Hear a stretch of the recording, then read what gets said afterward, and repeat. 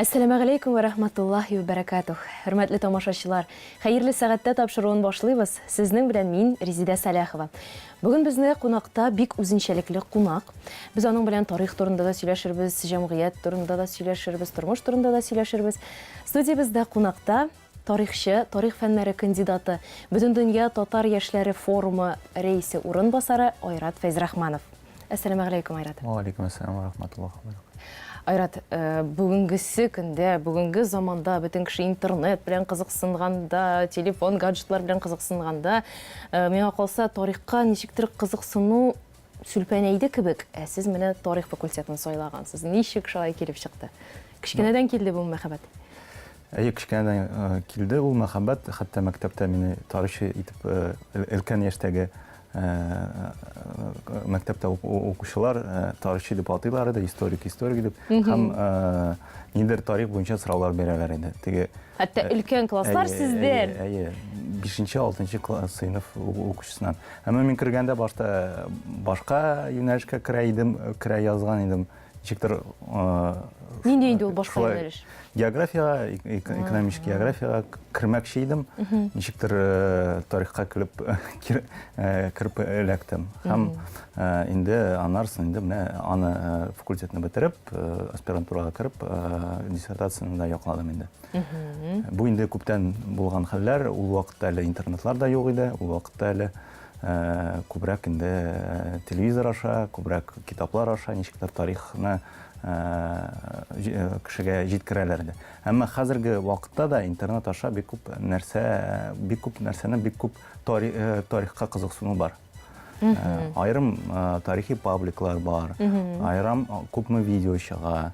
Ул гомумән бу өлкәне Көнбатышта атыйлар инде public history, публичный тарих инде. Һәм аңа кызыксыну зур, һәм ул контент кешегә бик тә кызыклы. Бәлки менә шулай уйлау, тарих һәм яшьләр ул ничектер тәңгәл килми торган төшенчәләр күренә, ул ялгыш фикер. Димәк, без тарихи контентны яшьләргә җиткерә алмыйбыз. Әгәр дә яшьләргә дә тарихка кызыксыну юк икән, димәк, без алар теле аша, аларның карашы аша, аларга бу тарихны җиткерә алмыйбыз гына. Димәк, мавыктыруны, тарих белән мавыктыруны менә юлларын дөрес табарга кирәк, ысулларын. Кай вакыт ул әлбәттә ысуллар арзан акчалар тормый. Әлбәттә ул кинолар, тарихи кинолар. Күрәбез, рус телендәге тарихи кинолар күпме чыга. Татар телендә кызганыч әле алар бик юк. Бик түгел алар әлегә гомумән юк.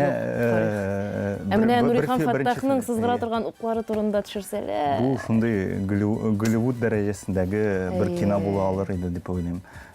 Теге Төркиядәге великолепный век сыманрак кандыйлар да сериаллар аны төшеп була әлбәттә, һәм аны коммерция ягыннан да отышлы ясап булар иде дип уйлыйм. Кемнәр җитми соң моны ясар өчен? Белгечләр, операторлар. Менә хәзер яшь бу, мин әлбәттә кино өлкәсендә дилетант булсам да, әзрәк сораштырганым бар. Яшь буын режиссерлар бар. Алар үсеп килә. Алар башта хәзер теге кичкенә метражлы фильмнар төшерә. Аннан әлбәттә инде үз танылалар, аннары шәхес буларак үсәләр. Бәлки аларга инде насыйп булыр зур метражлы фильмнар төшерергә. Һәм аларда тарихка да кызыксыну режиссерларда бар. Продюсерлар җитеп бетми. Акча табу мәсьәләсе. Хәтта безнең дизайнерлар, хәзер бу графика мәсьәләсе, алар бөтен нәрсә ул хәзер бар, студияларыбыз Казанда бар, дизайнерлар бар. Моны тоташтыра торган һәм акча җәлеп итә торган продюсерлар җитеп бетмидер. Шул яктан.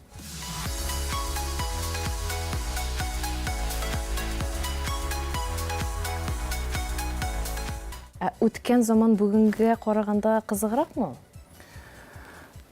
Миңа шәхсән кызыграк.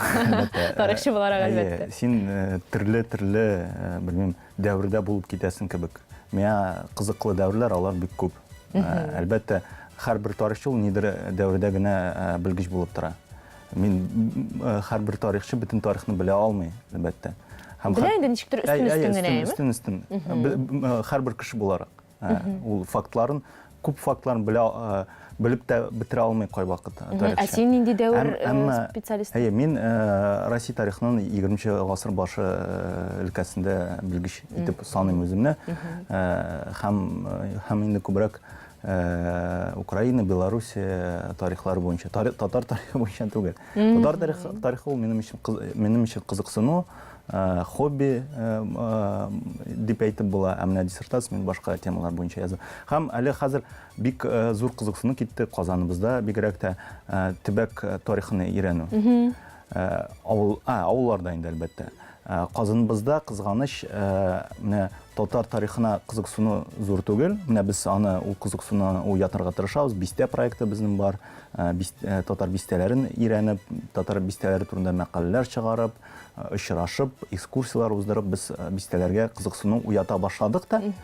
Һәм менә хәзер шундый дулкын китте. Казанның бөтен бистәләре буенча диярлек иске бистәләре, тарихи бистәләре буенча экскурсиялар уздырыла башлады. Менә мин экскурсоводлар төркемендә торам WhatsApp-та, анда 200 кеше һәм һәр даим атна сайын берничә экскурсия бистәләргә карата уза. Һәм аның үз кызыксына торган кешеләре бар. Менә безнең анда иске татар бистәсен белә кеше. Ә менә яңа татар бистәсен тарихын белеп бетерми кеше. Бишбалтаны да гомумән кеше кайвакыт мин беренче тапкыр ишетәм. Мәсәлән, анда Пләтән дигән бистәне гомумән белүче юк диярлек дәрәҗәдә. Анда тан кылмәмәт сүзләрен файдалана башлыйс икән бистәләрне, аны гомумән белми әле кеше. Әмма кеше кызыксына үз менә бу ак тапларны кичерәйтә дип әйтим. Һәм инде без аны шундый менә экскурсиялар кайвакыт бушлай аны уздырабыз, кайвакыт ул түләүле дә булырга мөмкин. Ниндер мәкаләләр аша бу мәгълүматын таратырга тырышабыз. Һәм менә бу астан килә торган шундый дулкын бер хобби кешеләрнең җирле тарихка кызыксыну. Әмма шуны ассызыклап куям, күбрәк әлегә Казанның рус тарихы белән кызыксыналар. Әле менә татар тарихы ул кин массаларга җитеп җиткерелмәгән әле. Менә әле җиткерәсе бар аны. Димәк, сез шушы кызыклы тарихлары бар. Шушы ак тапларны кичерәйтү юнәлешендә эшләр алып барасыз. Әйе. Яңа бистәне дә белмиләр дисез. Сезнең анда бабаларыгыз яшәгән дип беләбез. Хәтта 5нче буын. 5нче буын бабагыз. Шулай дип әйтеп була. 5нче буын анда яңа бистә. Мин үзем яңа бистә тумадым. Мин Дәрвишләр бистәсендә тудым. Менә әтием, бабаем, бабайның атасы анда яшәгәннәр. Һәм сезнең гаиләгездә бик кадерле ядкарлар саклана икән. Хәтта 1917 елгы инкыйлабка кадәр тоткан кибет ядкарлары дип ишеттек без аны, дөрес булса. Сез буларны каян буыннан буынга күчеп килгән сөйләүләр буенча гына беләсезме, әллә инде гаиләгезне тикшереп бәлки шәҗәрә төзегәнсездер, менә кайдан? Юк, бу балачактан ук һәр вакыт куллана торган әйберләр иде. Мен аңа ничектер игътибар да итми идем. Анарсын карыйсын, савыт сабалар. Карыйсын, анарсын әни аңлата иде. Менә бу әле революция хәтле чыгарылган савыт сабалар карыйсын, анда теге герб, иске герблар, поднослар, анда тагын ниндер әйберләр. Бүгенге көндә алар кулланылмыйдыр инде сезнең гаиләдә? Кулланабыз. Кулланасыз? Ул менә кухняда тора. Кухняда тора торган әйберләр әтиәнидә. Һәм мин аны теге һәр вакыт була торган әйберләр булып күрә идем. Гади генә бер нәрсә әйтәме? Әйе. Һәм ул менә белмим, буыннан буынга күчер дип уйлыйм, иншалла. Синнән торачак инде балаларыңа күчү, Алла берсә. Кызганыч менә язма мирас китаплар, алар ничектер сакланмаган. Элек Казанда бик күп янгыннар чыккан булган. Һәм менә әти ягыннан булган китап мирасы, анда кул язмалар, алар сакланып калмаган, хәтта шәҗәрә дә сакланып калмаган. Әтиемнең әтисе дә фронтта үлде, ул аны күреп өлгермәде, бабайларын да күрмәде. Шуңа күрә бу мирасны бабаларым турында архивлардан белергә туры килә.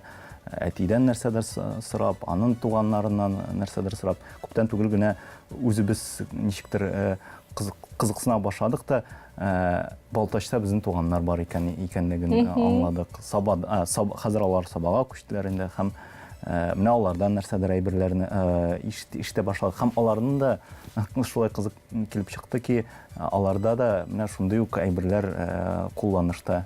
Аларда да сакланган. Шундый савыт-сабалар, шундый ук әйберләр. Менә бит, шулай да. Алар Казаннан, алар кирсенчә Казаннан башта Балтачка, Балтачтан Сабага күчтеләр. Сезнең гаиләгездә ниндидер бер үзгә гадәтләр бармы? Бәлки гаиләгезгә генә хас. Мин теге без нидер милли гореф-гадәтләр үтибез дигән дип әйтеп булмыйдыр. Без минем әтием гади совет инженерлары, совет мәктәбендә укыган, совет вузында укыган, совет ширкәтләрендә эшләгән кешеләр. Шуңа күрә ул ничектер совет заманы вакытында һәм әби-бабайлар булмагач, күрмәгәч мин аларны, ул гореф-гадәтләр ничектер бәлки килмәгән, синеп калмаган. Әлбәттә инде теге милли ризыклар, әлбәттә инде Корбан ураза бәйрәмнәре вакытында табыннар, гаит ташлары. Әмма менә ничектер теге без бит ияләштек, теге зур гаилә, төрле районнардагы яшәп туганнар, кызганыч миндә андай зур гаилә юк иде. Мин үзем авылны да 20 яшендә беренче тапкыр күрдем. Моны сиңа мәгълүм, син шәһәрдә үскән бала, шулай да телең синең шактый гына әйбәт татар телең. Бу ничек саклап кала алмассың моны?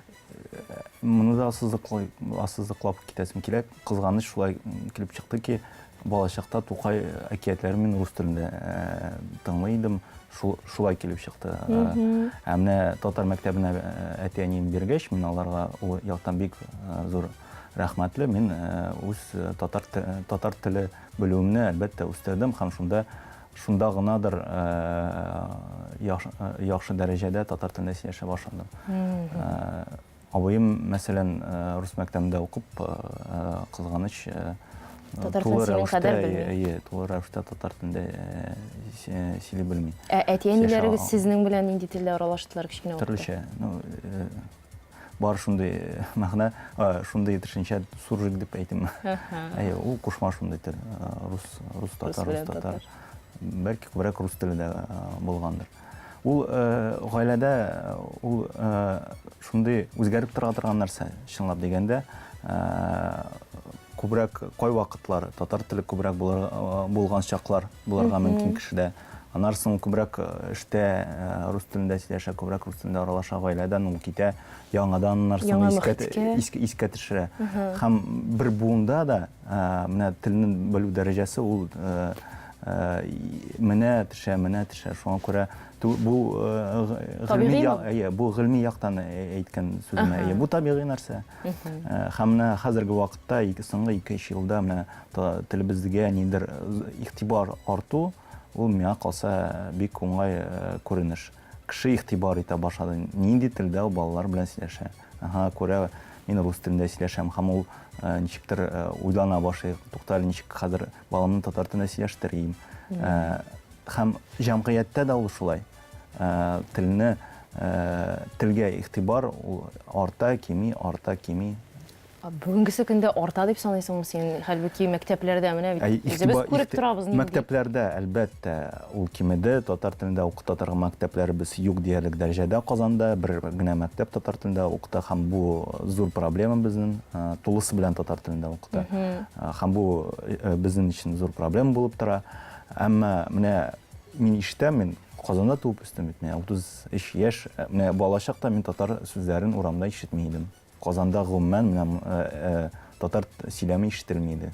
Кибеткә керәсен, кайдар транспортта буласың, татар телен һәр вакыт, һәр даим ишетәсең. Элек андый нәрсә дә юк иде, улым, кызым диюләр, мин гомумән ишетми идем. Хәзер рус телле татарлар да балаларына булсын ул кызым, улым диюләр дә. Русча сөйләшсә дә бар кызым дип берничә сүз ул әйтеп куя инде татар телендә.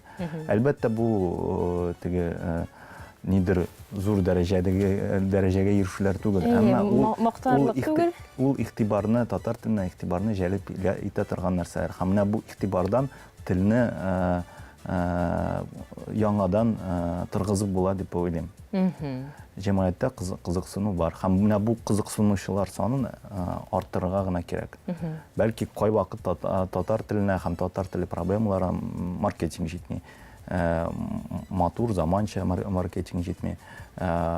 Бәлки менә яшьләр телендә сөйләп җитми, менә телебез турында. Заманча форматлар җитеп бетми. Һәм менә без шуның өстендә нәкъ эшләргә тырышабыз. Менә безнең бөтен дөнья татар яшьләре форумы. Без татар теле фестивальләр оештырабыз. Яки татар темаларын күбрәк күтәрергә тырышабыз яшьләр арасында. Гомумән безнең менә шундый татар телле заманча мәдәният үзәген булдыру хыялы бар һәм ул ниһаять тормышка аша башлады һәм 1-2 елдан соң иншалла Казаныбызда андый мәдәни үзәк барлыкка килер дип өметләнәбез инде. Анда адымнар ясалды инде һәм президент тарафыннан мондый үзәк булдыруга хуплау сүзләре булды һәм хәтта анда документлары да әзерләнә дип әйтеп була. Аллага шөкер, көтәбез. Иншалла, һәм инде менә безнең күпме акциялар бар, анда мин татар сөйләшәмнәр бар, нидер флешмоблар, анарсын акыл фабрикалары, лектория. Яшьләр, хәзер яшьләр белемгә тартыла. Бу гомумән дөнья тренды дип әйтеп була. Ул мәсәлән үзе юрист, әмма ул биологияны әзрәк беләсе килә. Шундый теге дилетант дәрәҗәсендә булса да, әзрәк биология, астрономия турында беләсем килә. Һәм менә бу тартылыш ул яшьләрдә хәзер күбәйде. Элек ул нидер шундый башка контентка игътибары иде, нидер юморгамы, нәрсәме. Хәзер һәрберсе нидер үзенчәлекле, үзе өчен нидер үзенчәлекле хобби, үзенчәлекле шөгыль эзли. Һәм шул шөгыльләрдән берсе ул белемгә нидер яңа белемгә тарту.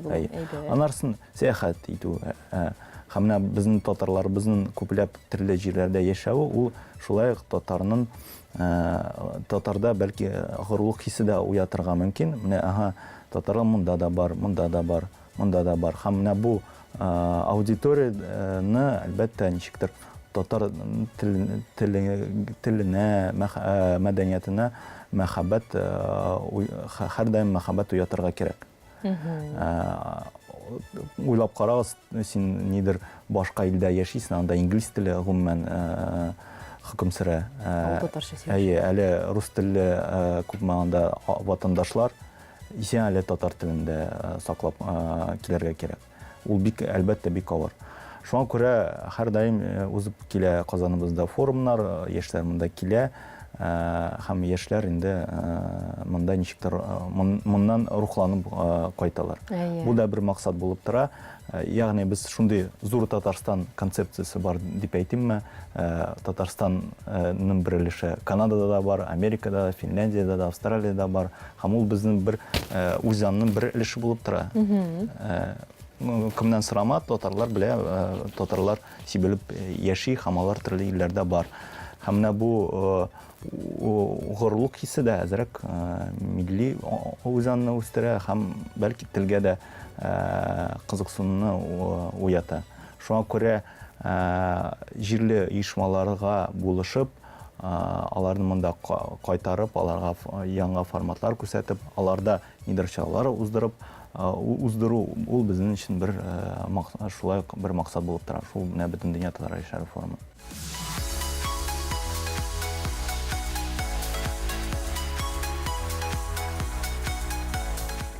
Хөрмәтле тамашачылар, хәерле сәгатьтә тапшыруында кунакта бүген тарихчы Айрат Фәйзрахманов һәм без сөйләшүебезне дәвам итәбез.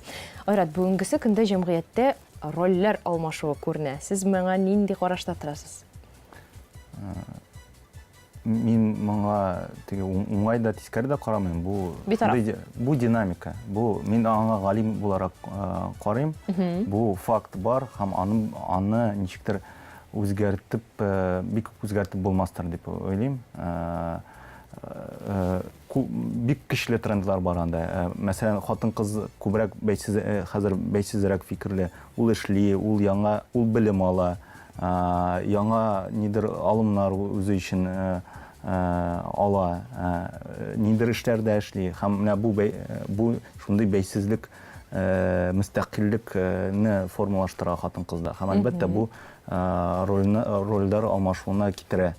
Ничек менә бүгенге замандагы хатын-кызны заманча белемнән биздереп була, мин белмим. Ничек итеп аны нидер эшләргә кертмичә була анда, дизайнермы ул булсынмы, анда алып баручы булсынмы ул. Замана экономикасына да хатын-кыз роленнән башка булмый. Һәм менә бу әлбәттә рольләр алмашуына китерә торган нәрсә. Әлбәттә хатын-кызның менә шундый рольләре бар икәнлеген әйтү ул әлбәттә дөрес. Һәм әлбәттә мәчетләр тарафыннан, имамнарыбыз тарафыннан моны искә төшерү әлбәттә кирәк. Туктале, хатын-кыз уйлап карый, әле мин гаиләгә игътибарны әз җәлеп итәм, әле күбрәк гаиләгә игътибар җәлеп итим, эшемдәге проблемаларга әзрәк күз йомып торам дигән әйберләр була әлбәттә. Һәм булырга тиеш. Имамнар искә төшерә, хатын-кыз колак саламы, юкмы, анысы икенче мәсьәлә. Хатын-кыз колак саладыр дип уйлыйм, иншалла, исламдагы булган хатын-кызлар. Айрат, тормыш максаты дип бүгенге көндә нәрсәне әйтер идең? Нәрсә тормыш максаты булып тора? Тормыш максаты әлбәттә милләтебезне үстерү, телебезне саклап калу, үстерү, мәгарифебезне күтәрү.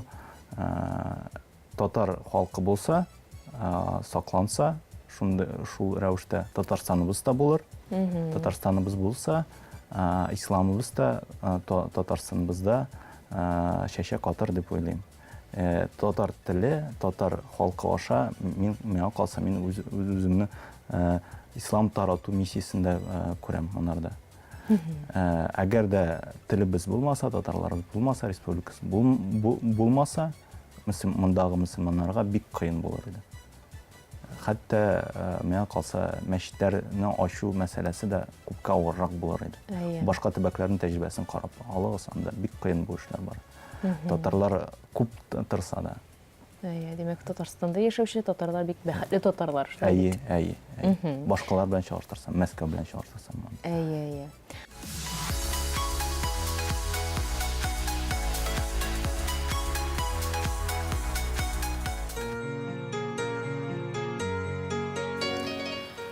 Ауыз билләһи минәш шайтанир раҗим. Бисмиллаһир-рахманир-рахим.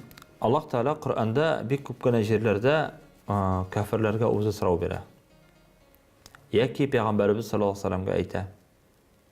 Әгәр дә син алардан сорасаң, "Ман халаqa as-самавати вал-ард", кем җирләрне һәм күкләрне яратты дип. Ла якулунна Аллаһ. Араб телендә бар шушындай кагыйдә нуну тәъкид. Ягъни көчле нун яки русча әйткәндә усиленный нун диләр инде аны. Менә шушы нун хәрефе килгән вакытта монда мәгънә ныгый һәм инде шундый тәрҗемә килеп чыга, шиксез дигән. Әгәр дә син алардан сорасаң, кем җирләрне һәм күкләрне яраткан, алар шиксез әйтерләр ди. Ягъни бер нинди теге шөбһәсез Аллаһ дип. Алар бит фикерлиләр ди. Аннан соң Җунайд әл-Багдади вакытында шундый бер вакыйга булган. Җунайд әл-Багдади карап тора да күп кенә кеше кайдыр шаба. Кая шабасыз ди? Анда бер зур галим килгән ди. Аның да 1000 төрле дәлилләре бар Аллаһның барлыгын исбатлаучы ди. Җунайд Багдади бик матур дип җавап бергән. Инде сез 1000 төрле дәлилләрне тыңларга баргач, Аллаһ Тәгаләдән 1000 төрле инде сез шөбһәләндегез инде ди. Шикләндегез Аллаһ Тәгаләдән ди. 1000 тапкыр ди. Ягъни кеше, хакыйкый мөмин кеше Аллаһ Тәгаләдән шикләндергә тиеш түгел. Әмма имансыз бәндәләр белән сөйләшкәндә, алар белән дә хикмәт белән сөйләшергә кирәк. Һәм инде менә шушындый төр аятларны китерергә кирәк. Фәнни яктан исбатларга кирәк. Ягъни Коръәнне бүгенге көндә фәнни яктан бик күп аятлар исбатланган. Мисал өчен сез дә ишеткәнегез бардыр, Жакев Кустоның ачышы турында. Менә диңгезне карагыз. Алар ике төрле. Берсе тузлы, берсе тузсыз. Тузсыз диңгездә йөзеп йөрүче балык тузлы агымга кера алмый. Һәм киресенчә. Бу фәнни яктан исбатланган. Жакев Кусто да пробалар ала. Тикшереп карый. Кушылмый. Аңа Коръәннән аннары китерәләр, әйтәләр, Коръәндә шундый аят бар дип. Ул шуны укып, Мараҗал бахрайни ялтaqiyан, бәйнәһума барзахун ла ябгыян, ягъни ике диңгез агымы ага ди, алар бер кашан да кушылмый, араларында пәрдә бар дигән. Шуны укый да иман китерә, мусульман булып үлә дип әйтәләр инде. Һәм инде Аллаһ Тәала күп кенә аятларда безгә шуның турында әйтә. Афалам яраллазина кафару, кафирләр әллә күрмиләрме ди? Менә Коръән аяты бу. Анна самавати вал арда канат ратқан. Ягъни җир һәм күкләр алар бер иделәр ди. Одно целое было ди. Русча әйткәндә инде. Бер иделәр. Фафатакнахума. Без аларны аердык ди. Күкнең үз урыны, җирнең үз урыны. Һәм нәрсәсе монда сир. Сир нәрсәдә? Мәсьәлә нәрсәдә? Күкнең баганалары юк. Bi gayri amadin ди Аллаһ Тәала, күк баганасыз тотынып тора. Менә шушыңа карап фикерләгез инде ди. Һәм дә Аллаһ Тәала әйтә: "Ва җа'ална минал ма куллу шай'ин хай." Һәр бер мәхлукны без судан яраттык. Әгәр дә сез уйлап карасагыз, адам баласы 80%тан судан тора. Күп кенә хайваннар сусыз яши алмый. Бишәкләр, хәтта үсемлекләрдә. Бөтен нәрсәне Аллаһ Тәала судан яратты. Ни өчен? Чөнки көннең яки төннең бер тәүлегендә, бер вакытында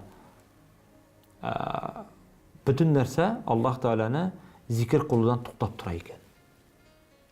Су гына туктамый. Үзенең туктаусыз авы белән Аллаһ Тәаланы һәр вакытта да истә тотып, аны бийекләп тора. Шуңа Аллаһ Тәала һәр нәрсәне судан яраттым ди. Афала юъминун, әллә сез уйламыйсызмы, әллә сез фикерләмисезме, әллә сез иман китермисезме ди. Икенче аятта Аллаһ Тәала әйтә: "Инна фи халқис самавати вал арди ва ихтилафил лейли ван нахар." Ягъни җирнең һәм күкнең яратылуында. Монда бик диккать белән укырга кирәк бу аятларны. Җирнең һәм күкнең яратылуында, көннең ва төннең алышуында фикр ияләре өчен, әйтми мөселманнар өчен ди. Әйтә фикр ияләре өчен. Фикр ияләре ул мөселманы да, мөселман булмаганы да булырга мөмкин. Акыл ияләре өчен ди. Бүтән аятларда акыл ияләре өчен дип килә. Монда бу аятта Аллаһ Тәала әйтә фикр ияләре өчен, акыл ияләре өчен нәрсә ди? Ла аят ли каумин ятафаккарун. Ягъни бик күп аятлар һәм гыйбрәтләр бар диде. Карагыз. Җирнең ва күкнең яратылуына карагыз ди Аллаһ Тәала. Абу Ханифа хәзрәтләре вакытында да шундый мисал булды. Кашан Аллаһ Тәала турында син әйдә безгә сөйләле, безгә Аллаһ Тәала барлыгын аңлаталы, дәлил китерәле дип сорагач, ул әйтә, әнә тегендәге кимә үзе тутырылды, үзе ясалды, үзе килеп җитте, бернинди теге капитансыз, нисез, һәм үзе андагы булган продовольствиялар теге ашамлыклар нәрсә китергәннәр ди бу вакытта. Үзләре бушаган ди, аны бер кеше ташымаган ди. Ул була торган хәл түгел ди, дип әйтәләр инде. Ничек инде ди, була алмый инде дип әйтә инде Абу Ханифа. Рас инде менә шушы кимәдә үзе хәрәкәтләнә алмагач, үзенең төзи алмагач, неужели сез уйлыйсыз ди, менә бу җирләр, күкләр, шундый зур конструкция бит инде, үз-үзеннән барлыкка килсәм инде ди. Менә бу стәлендә барлыкка китерүчесе бар бит. Компьютерында барлыкка китерүчесе бар.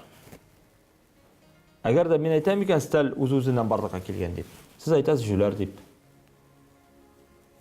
Булырга мөмкин түгел бу дип әйтергә мөмкинсез. Демәк, аның бар фирмасы, аның бар директоры, аның бар маркасы, һәр нәрсә билгеләнеп куелган. Һәм кайда, нинди фабрикада, нинди фирмада ул барлыкка килгән турында да әйтелә. Шулай бит инде. Без шушы стильне дә ясаучысы бар дип әйтәбез. Неужели Аллаһ Тәгалә шушы җиргә һәм күкләрне ярата алмый инде? Неужели шу җир күкләрнең яратылучысы юк инде? Һәр нәрсәнең бар халык кылучысы. Җирләрне һәм күкләрне, без адәм балаларны, хайваннарны һәм барлык мәхлукатларны юктан бар кылучы Аллаһ Тәгалә. Ул юктан бар итте, һәм ул берәү генә. Һәм инде аятның дәвамын укып карасак, шуның белән иншалла тамамлыйбыз. Аллаһ Тәгалә әйтә: кем соң ул акыл ияләре, фикер ияләре? Аллазина язкуруналлаһ. Алар бит әлбәттә акыл иясе дип үзенә атагач, алар Аллаһны белергә тиеш дигән. Акылсыз кеше Аллаһны белми ул.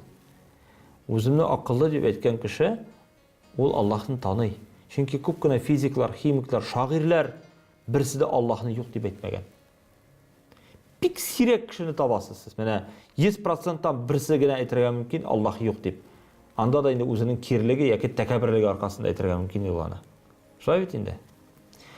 Бик сирәк андый кешеләр. Ләкин күпчелек галимнәр менә физикадан, химиядан күп галимнәрне өйрәндек без мәктәптә. Аларның берсе дә Аллаһ юк дип әйтмәгән. Һәм акыллы кеше алар Аллаһны танучылар, белүчеләр, аны истә тотучылар. Қияман ва қуудан ва ала джунубихим ва ятафаккаруна фи халқи самавати вал ард. Алар җиргә һәм күккә караганда шундый фикер йөртәләр икән.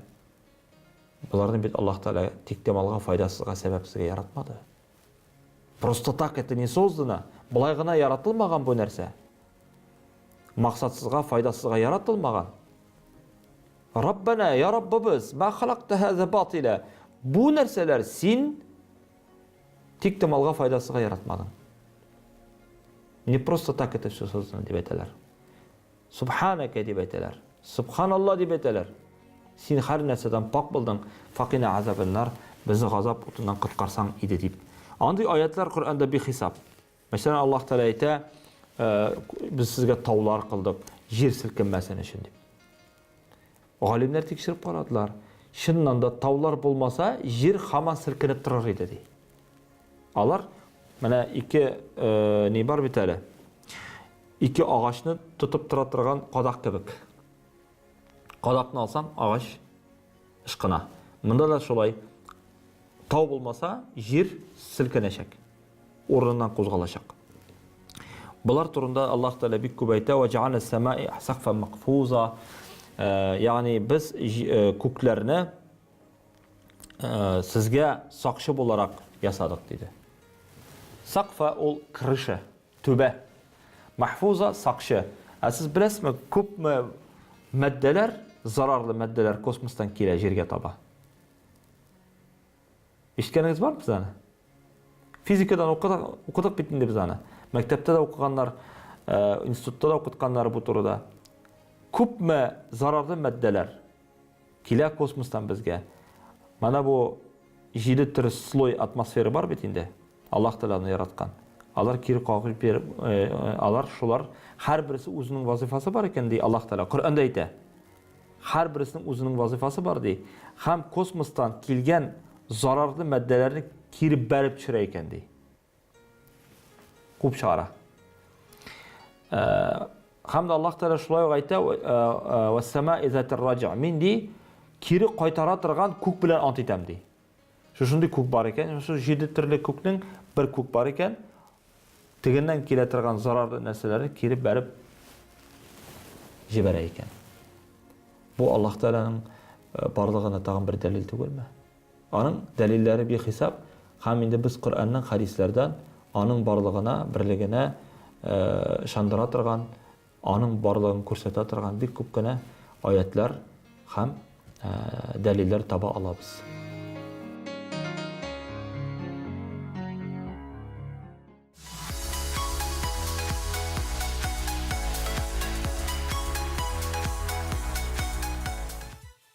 Айрат, без сине бик тә менә Казан шәһәрен мәркәзебезне яратучы кеше буларак беләбез. Бу мәхәббәт кечкенәдән үк килдеме сиңа менә, әллә инде син ниндидер ачышлар ачтың безнең Казаныбыз турында, кара безнең Казаныбыз менә шундый икән бит дип. Соңгы арада иң зур ачышың Казан турында нәрсә булды? Беренчедән, мин гаделсезлекне яратмыйм. Әгәр дә гаделсезлек күрәм, тырышам аны үзгәртергә. Бу исламга хас нәрсә дип уйлыйм. Казан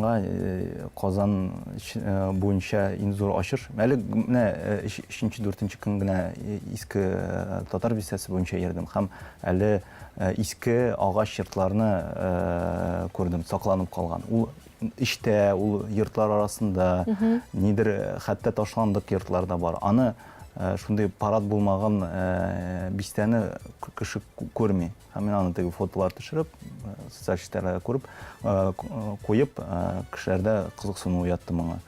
Һәм икенче нәрсә менә ул кызганыч, ул безнең менә әле торгызылмаган мәчетләр, аларның мәйданчыгын да төшереп, мин күрсәтеп, хатлар язып, менә хәзер җаваплар көтәм.